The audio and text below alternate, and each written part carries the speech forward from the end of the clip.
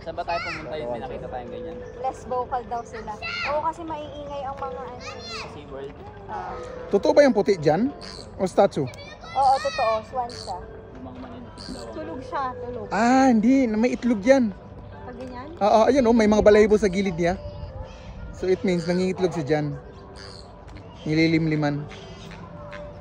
Uy, ang ganda oh. Be? Ano yan, ma'am? Yung pakpak niya pag yan. Iba mo yung dito, no? Parang amoy sesame.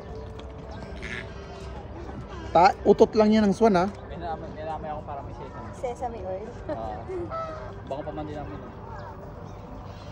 Oo nga no. Mukhang may nagluluto.